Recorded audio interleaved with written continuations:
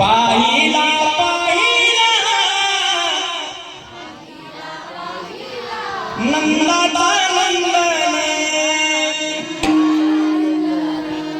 तेने वेदियले मन तेने वेदियले मन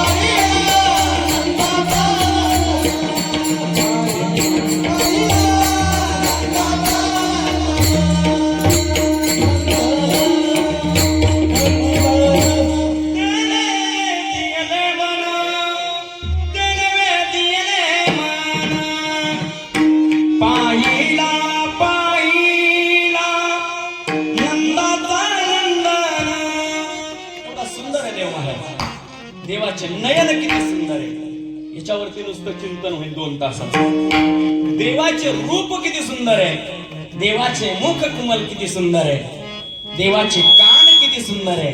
ऐका मी सांगतो याच्या पुढचं वाक्य, देवाचं शरीर एवढं सुंदर आहे, कानोबा तुझी घोंगडे किती चांगली, आम्हासे का दिली वांगुली। पण खरं सांगा या नरदेहाने आपण भगवान परमात्म्याचं नामचिंतन करतो का? करतो का? बोला ना, करतो का? करत नाही, देवाचं नामचिंतन करत नाही। अमृत छोड़ा पिता ही शराब से, भगवान नाम से मुह मोह। अमृत सारखं असणारा भगवान परमात्म्याचं नाम आपण त्याचा त्याग केला आणि दारूच्या पायी आपल्या शरीराचं वाटोळं केलं, वाटोळं। अरे जान पर जान पीने से क्या फायदा, सुबह पियोगे शाम तो उतर जाएगी, लेकिन एक बार तो हरिनाम का प्याला पी के दे, तेरी जिंदगी सुधर जाएगी, जिंदगी सुधर। आया सो जाएगा राया रंग फकीर, एक दिन तो जाना पड़ेगा, काया खाली करना पड़ेगा। सदा न रहेगा जमाना किसी का, नहीं चाहिए दिल दुखाना किसी का, प्रभु ने बुलाया तो जाना पड़ेगा, वहां चलेगा वहां किसी का। कधी ना कधी आपल्याला जावं लागणार आणि आला तसा जाऊन जर मोकळा जात असेल तर या जीवनाचा अर्थ नाही मानायचा, अर्थ नाही या जीवनाचा। जेव्हा तिहा उमेदून जाईल आणि जेव्हा मृत्यूची वेळ येईल त्यावेळेस मी सांगतो काय होईल। नाथ बाबा म्हणतात जेव्हा देह पडायची वेळ येईल त्यावेळेस काय होईल। परिमळ गेली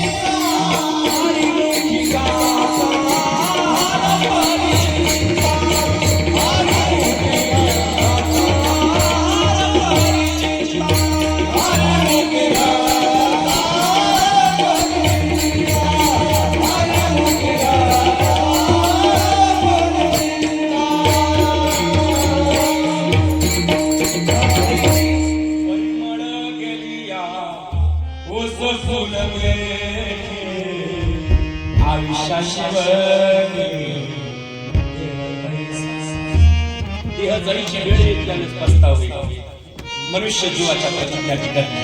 चला जीवाच्या प्रतिज्ञेच्या समोर देवाची विकृती करते। सगळ्यांना महाभारत ज्ञात आहे, मी जास्त उल्लेख करणार नाही। महाभारतात एक प्रसंग आलेला आहे। पितामह भीष्माचार्यांच्या हातामध्ये धनुष्य बाण होता आणि भगवान परमात्म्याच्या हातामध्ये सुदर्शन चक्र होतं.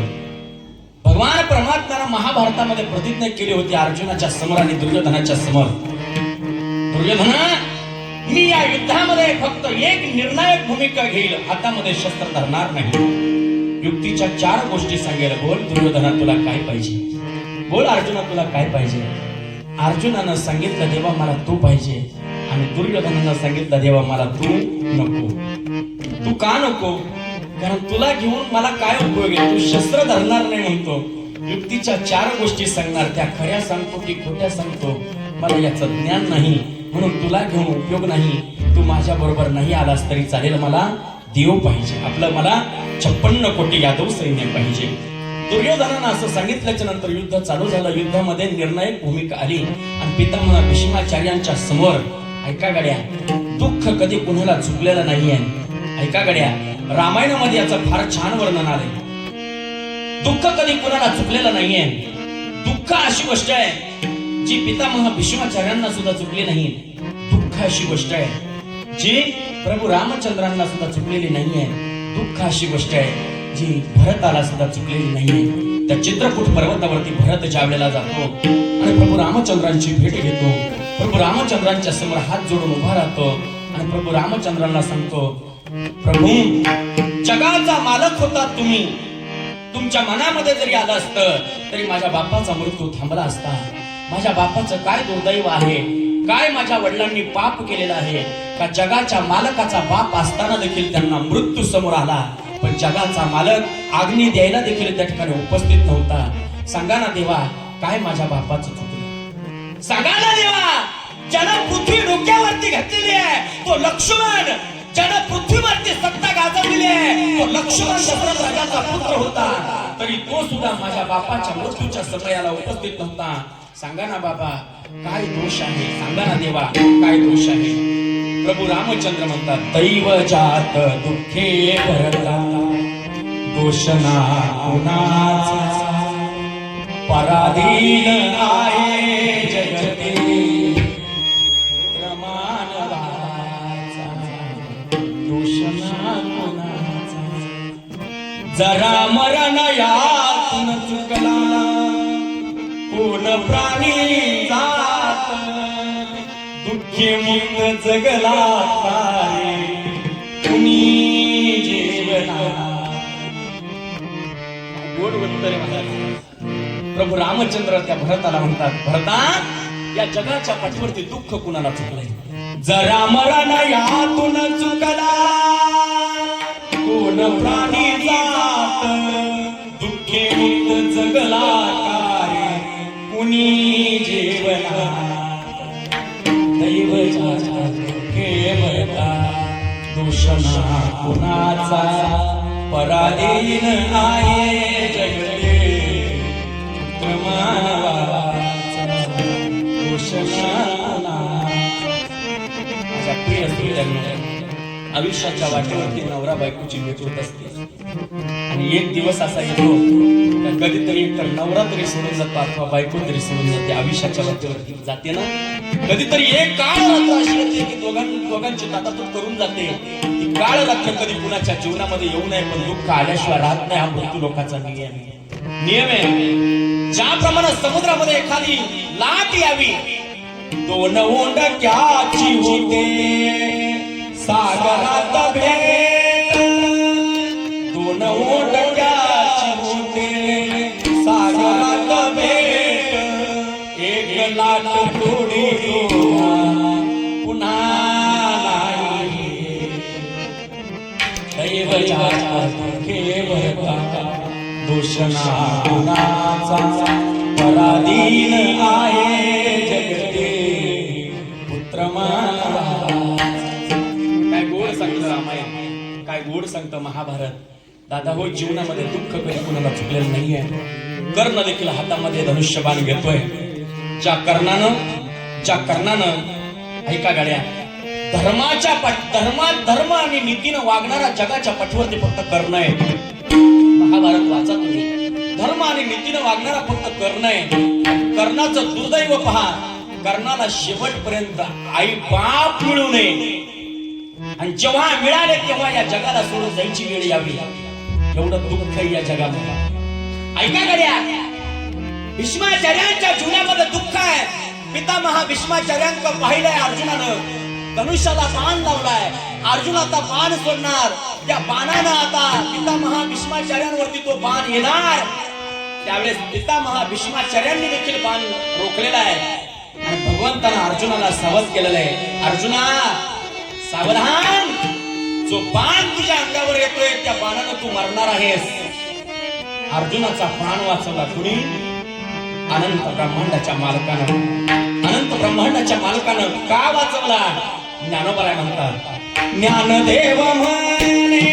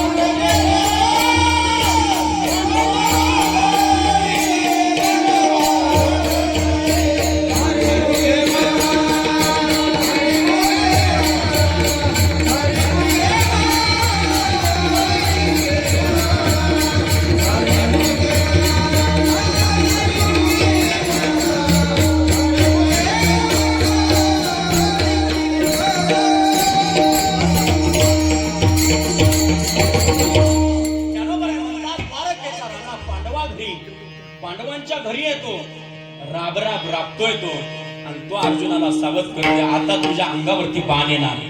पितामहा भीष्माचार्यांनं ब्रह्मास्त्र सोडलेलं आहे आणि तो बाण आता अर्जुनाला लागणार आहे. त्यावेळेस भगवान परमात्म्यानं रथावरती असा पायाचा भार द्यावा आणि रथ जमिनीमध्ये जावा, अर्जुनाचा प्राण वाचवावा, बाण पाठीमागे निघून जावा. लक्षात आलं भगवंताच्या हातामध्ये सुदर्शन चक्र घ्यावं आणि भगवान परमात्म्यानं अर्जुनावरती धावून जावं. माझ्या प्रिय श्रोत्यांनो, आता मला उत्तर द्या. भगवान परमात्म्यानं हातामध्ये शस्त्र धरलं, शपथ काय होती देवाची? मी हातामध्ये शस्त्र धरणार नाही. युक्तीच्या 4 गोष्टी सांगेल. बोल दुर्योधना तुला काय पाहिजे, बोल अर्जुना तुला काय पाहिजे. हातामध्ये सुदर्शन चक्र घेतो जगाचा मालक आणि त्या ठिकाणी स्वतःची प्रतिज्ञा धुळीमध्ये मिळवतो. याचा अर्थ असा आहे, जीवाची प्रतिज्ञा टिकत नाही, तिथे देवाची सुद्धा प्रतिज्ञा टिकत नाही. चला, देवाचं जीवाचं सोडून द्या. संतांची प्रतिज्ञा पूर्ण झाल्याशिवाय राहत नाही. संतांची प्रतिज्ञा कशी असते पहा.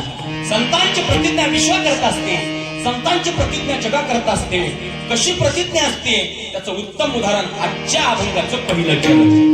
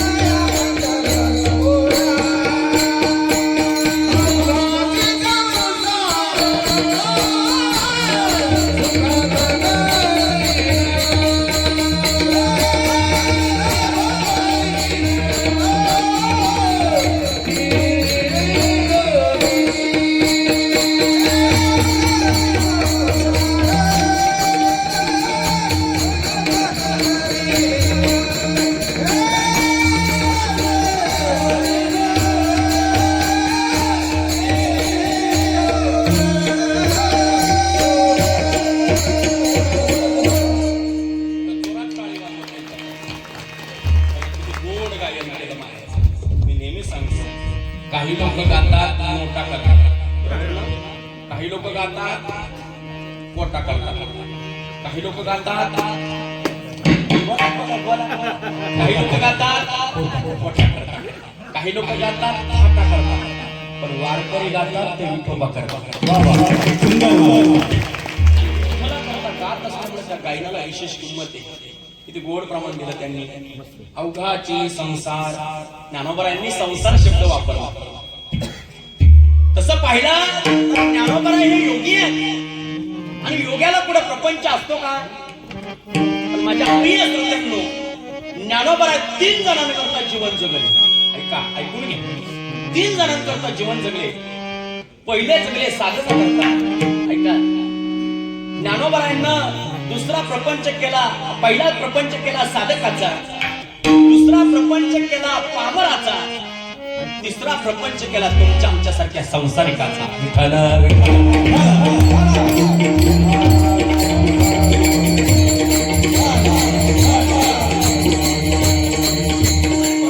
ज्ञानोबरायाची प्रार्थना सुद्धा पामरा करताय.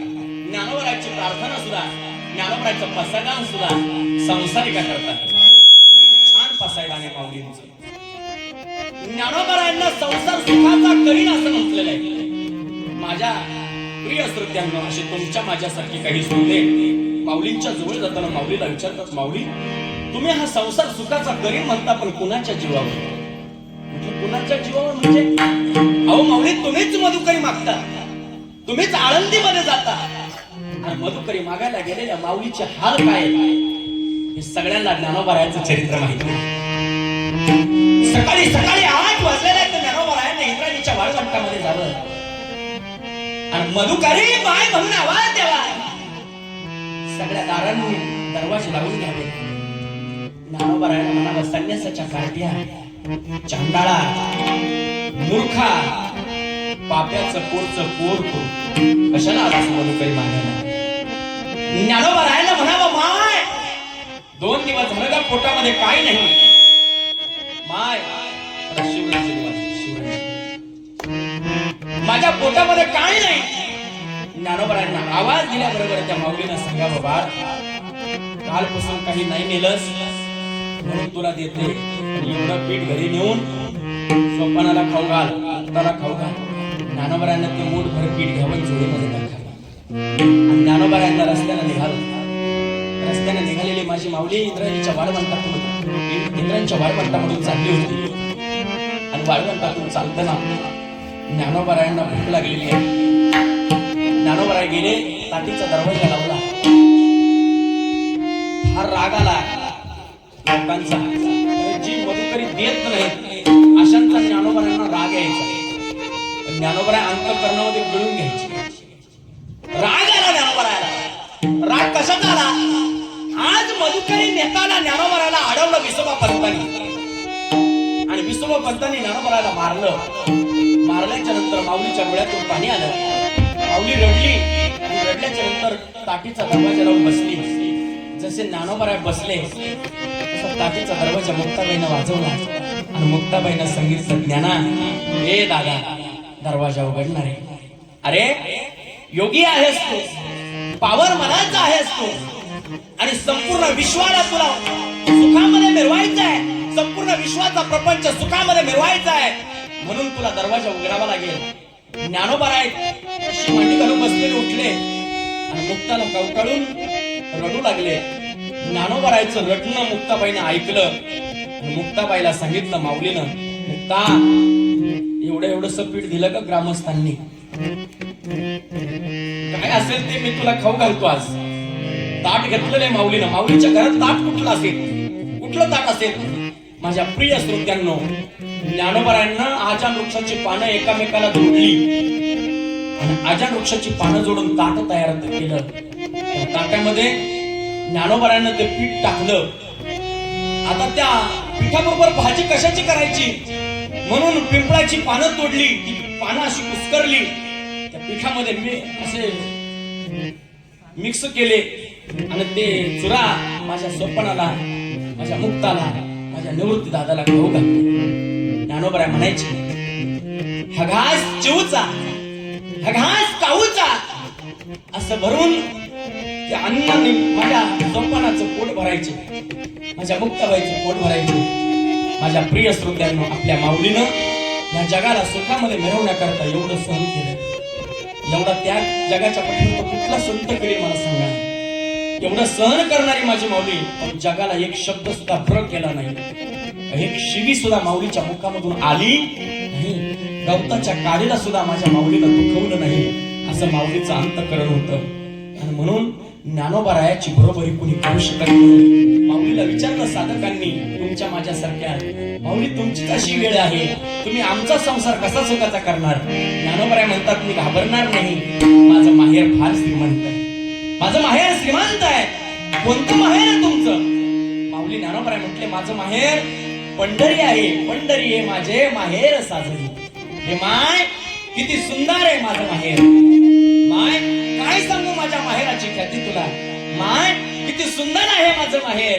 माझ्या माहेरामध्ये माझा बाप राहतो आणि मला क्षणाक्षणाला त्याची आठवण येते, क्षणाक्षणाला त्याची आठवण येते. नाथ बाबाचं प्रमाण आहे, एकाच्या नारदानी शरण, एकाच्या नारदानी शरण, येई माहेराची आठवण,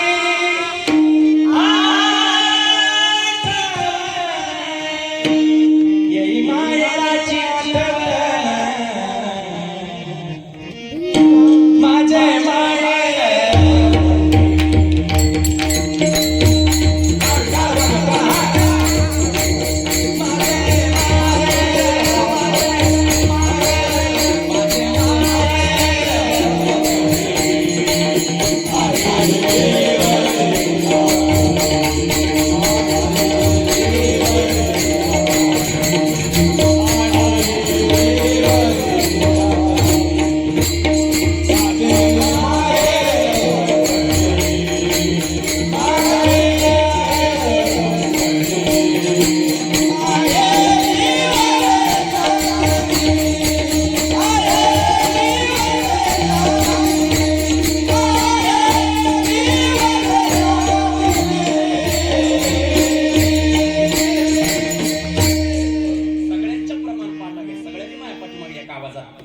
असं वाटलं पाहिजे हे वेळ नाही, पंढरी भूमी आहे, असं वाटलं पाहिजे. आपण पंढरपुरामध्ये जाऊया सगळ्यांनी म्हणा, एकाच्या नादारी शरण.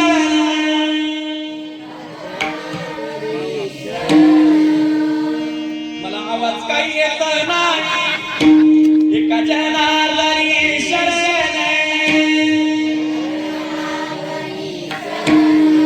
येई माहेराची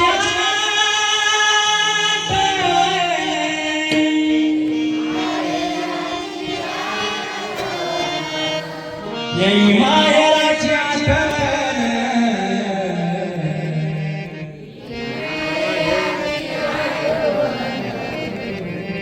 माझे माहेर पंढरी,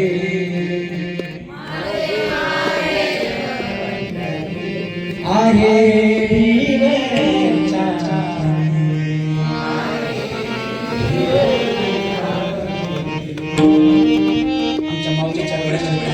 माझं माहेर श्रीमंत आहे म्हटले. मी काय करीन? माझ्या माहेराला जाईन. माहेर काय असतं माहितीये माता भगिनींनो? इथे ज्यांना ज्यांना माहेर आहे त्यांना विचारा माहेर काय असतं. ज्या माहेरामध्ये आई असते, ज्या माहेरामध्ये बाप असतो, माझं वाक्य ऐका, मला कडू वाटेल पण सत्य बोलतो. जोपर्यंत तुमची आई जिवंत आहे तोपर्यंत तुमचं माहेर आहे. जोपर्यंत म्हातारा बाप जिवंत आहे तोपर्यंतच तुमचं माहेर आहे. ज्या दिवशी म्हातारी आई जाईल आणि ज्या दिवशी म्हातारा बाप जाईल त्या दिवशी तुमचं माहेर संपलेलं असेल, संपलेलं असेल. प्रिय श्रोत्यांनो, आपली आई म्हातारी असू द्या, आपला बाप म्हातारा असू द्या, आई बापाचा लेकीवरती फार जीव असतो. गाडी